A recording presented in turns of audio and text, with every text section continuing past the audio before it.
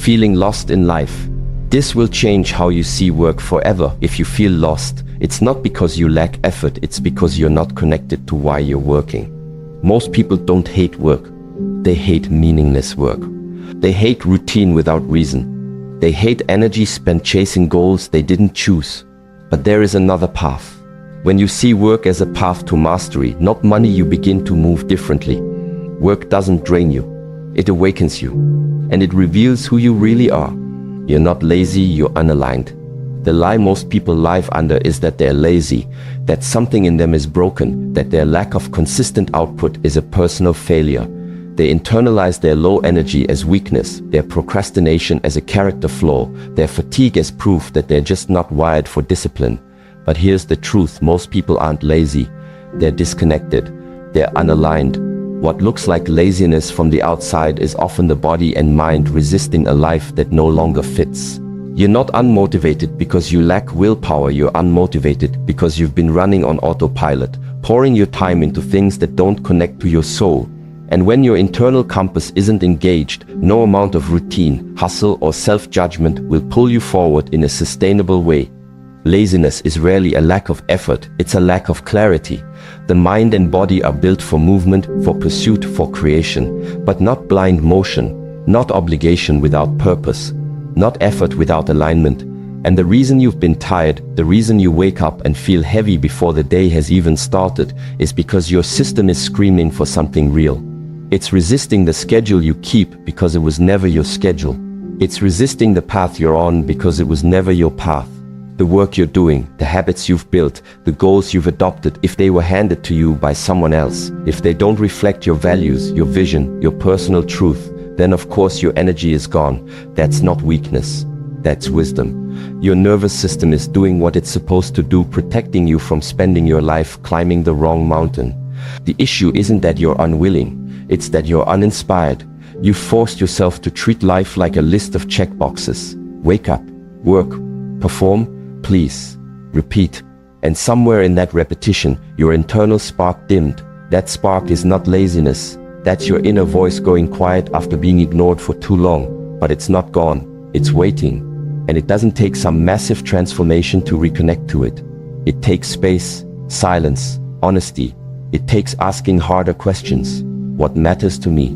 What lights me up? What feels like expansion, not contraction? Where am I out of sync with myself? These questions aren't indulgent, they're necessary, because the answers are what rewire your discipline from force to fluid.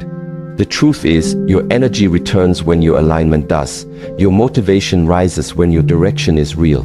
You don't need to trick yourself into working harder. You need to remind yourself why you're working at all. Most burnout doesn't come from doing too much, it comes from doing the wrong things for too long.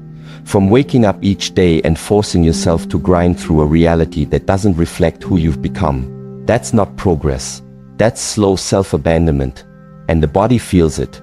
The mind resists it. That resistance is not something to push through. It's something to listen to. Alignment doesn't mean everything becomes easy. It means the difficulty now feels worthwhile. The discipline you practice doesn't drain you, it strengthens you. The repetition doesn't numb you, it sharpens you. And suddenly, you're not dragging yourself through the day. You're meeting it with presence. You're creating instead of performing. You're waking up with a mission, not just a list. And yes, the structure is still there. But now it has soul. Now it has weight. Now it belongs to you. You were never meant to live like a machine, repeating without rhythm, pushing without presence. You were meant to live like a monk in motion, rooted in meaning, moving with purpose, building something that reflects the deepest truth of who you are. And when you find that truth, when you stop calling your exhaustion laziness and start listening to what your body is actually asking for, you don't need motivation, you just move. Because now your life finally fits. And from that fit, from that internal alignment, comes a type of discipline that doesn't burn you out, it builds you up. The real meaning of work is not profit, it's practice. In the modern world, we are taught that work is about output, about money, about proving something, about survival. We chase results, chase recognition, chase more. And in that chase, something sacred gets lost. We forget that work, in its original form, was never about accumulation. It was about alignment. The ancient world understood something we no longer teach, that every task, no matter how simple, no matter how ordinary, can be a doorway into presence, into mastery, into self-refinement. In the monastery, sweeping floors is not a punishment. Chopping vegetables is not beneath us. Training forms is not about showing off. It is practice. It is ritual. It is training the mind to become still, the body to become sharp, the spirit to become calm. Because work is not just about what you produce, it is about who you become while producing it. We live in a world that rushes, that glamorizes speed, multitasking, and endless productivity. But speed without depth is noise, and movement without awareness is wasted. You can spend your entire life working fast and still die dull. You can clock decades of hours, hit every deadline, impress every boss, and still remain internally chaotic. You can grow your income, scale your business, build your brand, and still feel empty. Because growth without presence is superficial, and success without self-awareness is fragile. The real transformation doesn't come from doing more. It comes from doing with meaning, from moving with attention, from treating every task as an opportunity not to perform but to practice. This is why the monks never complain about chores, why the repetition doesn't bore us, because we don't view the work as something to escape. We view it as something to enter, fully, with breath, with focus, with reverence. To wash a bowl is not just to clean, it is to train the mind to stay in one place, to train the body to move with care, to train the spirit to stop fleeing into distraction. And from that repetition, something beautiful happens.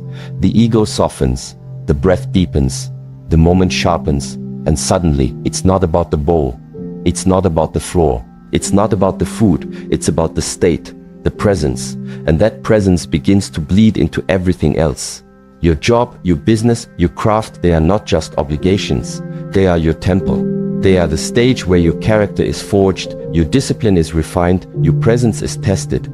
You want to become strong? Then train in the small things. Be exact in your movements. Be patient with your process. Be fully where your hands are, because that's what separates the master from the amateur. Not talent, not opportunity, but attention. The one who gives attention to the ordinary builds something extraordinary over time.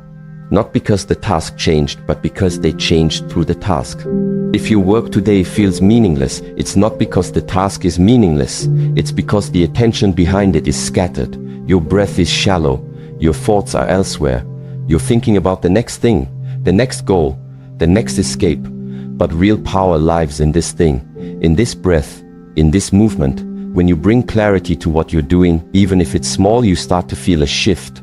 You slow down. You get sharper. You remember that the goal isn't just to finish. The goal is to be forged.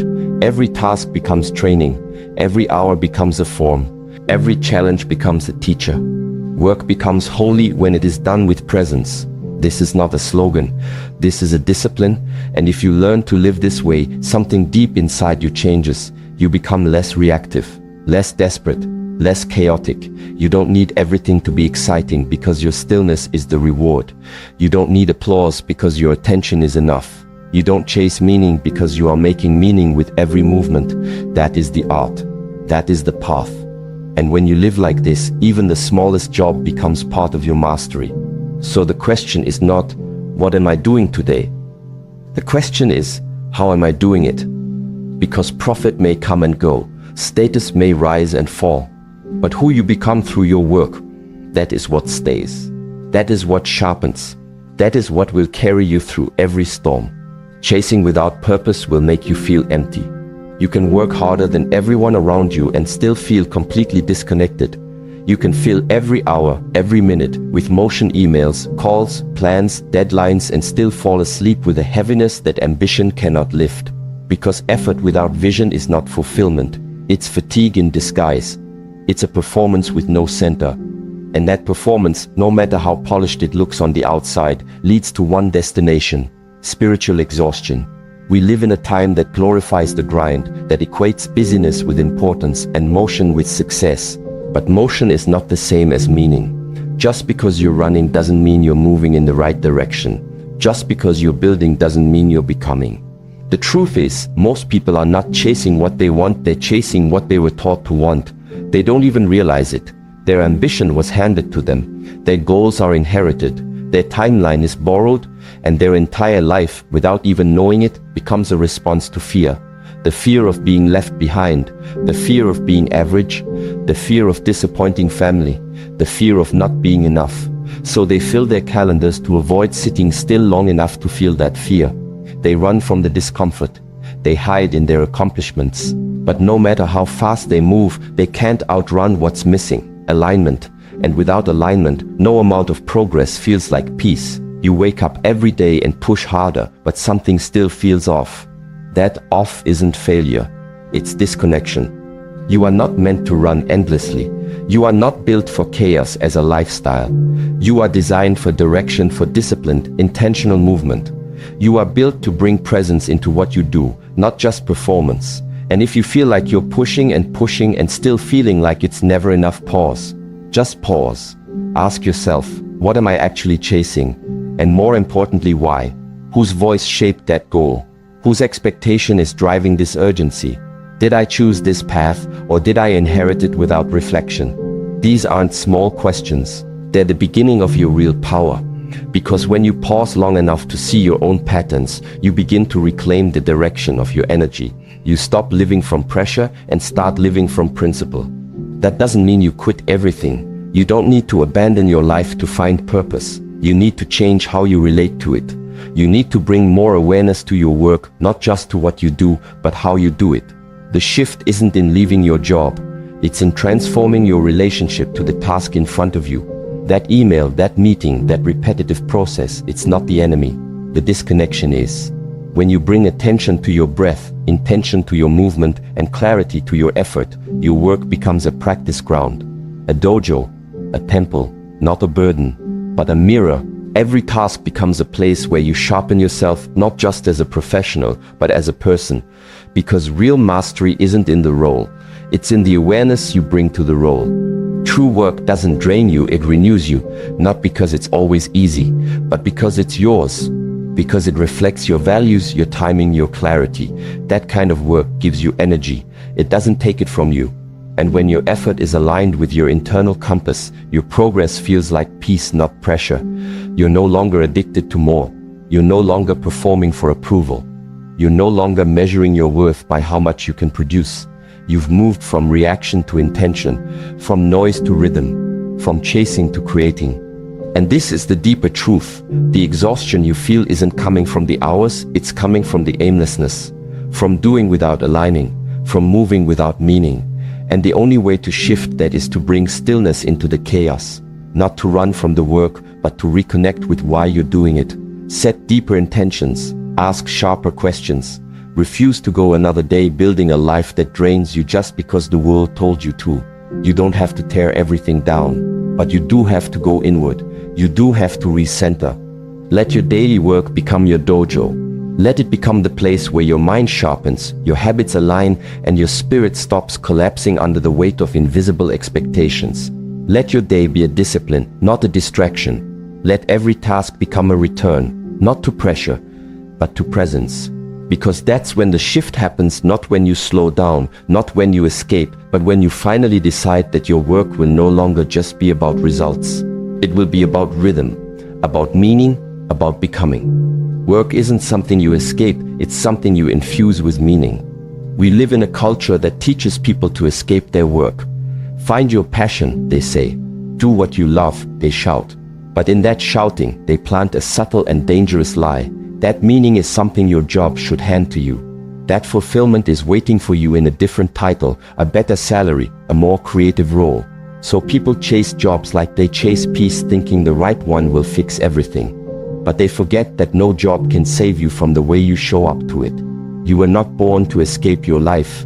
You were born to infuse it with presence, with structure, with intention. That means even the mundane, even the repetitive, even the parts of your day you don't enjoy can be forged into something meaningful when done with the right internal power. The real question isn't, do I like this task? That's shallow. That's fleeting. The real question is, who am I becoming as I meet this task with focus? Because what you do will change over time. But how you do it, that's the foundation. That's the discipline. That's the mirror. You may not be in your dream role yet, You may not feel inspired by your work today, but that doesn't mean the day is meaningless. Meaning is not handed to you. It's extracted through attention, through awareness, through the way you carry yourself in each moment of effort. You don't need your job to be perfect. You need your presence to be practiced, because when your presence is sharp, even the smallest task becomes a dojo, a training ground, a spiritual weight that builds the strength no resume ever reflects. If you want your work to evolve how you approach it. Don't wait for your environment to shift your energy first. Carry yourself like the person you're becoming. Walk differently, breathe slower, let silence replace the noise. Let every movement become deliberate. Let your focus become like a blade, clean, still, cutting through the distractions. Suddenly, the same work begins to yield new results, not because the task changed, but because you did. Your energy is no longer leaking into overthinking, complaining, wishing, comparing. It's now rooted, it's now disciplined, it's now aligned. And alignment transforms everything. You gain more from the same hours because you've stopped abandoning yourself in those hours. You're now present, fully, and presence when repeated becomes momentum. Work isn't a cage. It's a mirror, and that mirror is always showing you something. If you bring chaos, you will find frustration. If you bring resistance, you will feel stuck. But if you bring clarity, your work becomes your teacher. If you bring structure, your work becomes your path. If you bring awareness, your work becomes your refinement. It's not about the job. It's about your rhythm inside the job. That rhythm is what builds strength. It's what builds character. And character, real, unshakable character, is the only thing that carries you through storms without losing your footing. This isn't about romanticizing misery. This isn't about pretending every role is a dream. It's about realizing that every moment of effort is a decision. To run or to train, to resist or to rise, to escape or to infuse. You don't need the world to understand. You don't need the work to be exciting. You just need to ask yourself, what energy am I bringing into this? Because whatever you bring in, you'll see it reflected right back at you. That's the mirror. That's the law. And no title, no paycheck, no recognition can replace that truth. So stop waiting for your work to make you feel right. Start showing up in a way that makes it right. With breath, with presence, with precision. And watch how the same work you once wanted to escape becomes the very place that makes you unstoppable. Mastery only comes through repetition with awareness. Mastery isn't a product of talent. It's not gifted. It's not found. And it's not given by inspiration or motivation. It is earned slowly, quietly, repetitively. While the world celebrates novelty, monks build their lives on the opposite. Repetition, not for the sake of perfection, but for the sake of presence. You don't become strong because you did something once. You become strong because you did it 10,000 times, each time with full attention, each time with full breath, each time as if it was the first. And that is what separates a person who is disciplined from a person who is distracted. It's not how many things they can do, it's how deeply they can do the one thing in front of them. Most people give up too soon. Not because they're weak, but because they were never taught what real repetition requires. They think repetition means boredom. They think structure means suppression. But repetition without awareness is slavery. Repetition with awareness is liberation. The action is the same. The rhythm is the same. But the energy behind it, that's what changes everything. You can sweep the floor 100 times and stay stuck. Or you can sweep it once with breath, with focus, with full presence, and feel your body sharpen. Your mind settle, your spirit align, and in that moment, the ordinary becomes sacred, the simple becomes spiritual, the task becomes a temple, and you, the practitioner, begin to change. Monks are not born disciplined, no one is. Discipline is not genetic, it's not personality, it's trained, it's built, it's chosen. Every day, in the most mundane of moments. When others rush, we slow down. When others check out, we check in.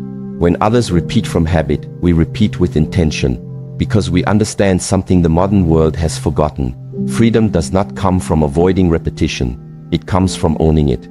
From going so deep into the process that the process begins to change you. That's the paradox. The thing you think is boring, the job, the routine, the practice, is actually your path to power, but only if you are awake inside it. Your job is not killing your passion. Your lack of presence is. your tendency to rush through tasks while thinking of the next thing, your habit of checking the clock instead of checking your breath, your constant escape from this moment in search of a better one. And it's not that the task is wrong, it's that you're only half inside it. Half focus drains the soul, but full attention, full breath, that gives life back to the moment. And when you live like that moment by moment, you stop needing constant change to feel alive. You stop chasing stimulation. You begin to experience something deeper, stillness in motion, power in silence, joy in the ordinary. This is how monks train.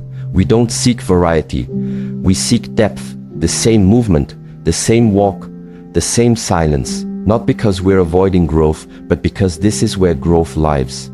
Inside the repetition, inside the rhythm, inside the moment that most people overlook because they're moving too fast to feel it.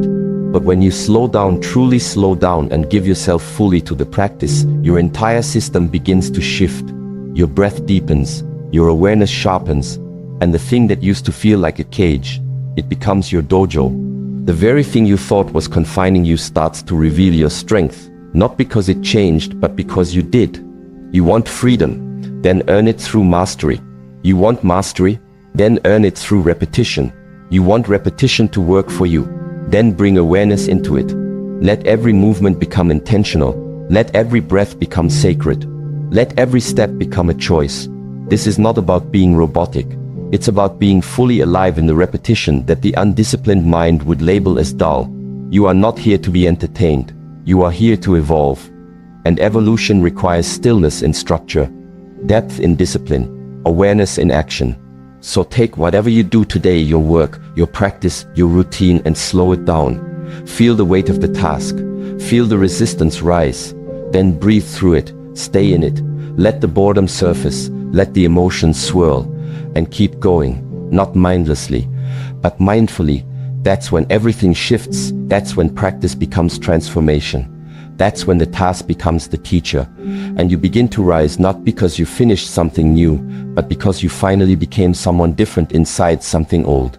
Freedom through discipline is not a contradiction. It is the highest form of happiness. And it only lives on the other side of repetition with awareness. You don't need to escape work. You need to transform how you see it. The real purpose of work is not survival. It is awakening. And that shift, when it happens, changes everything. You no longer wake up heavy. You no longer feel lost because your energy is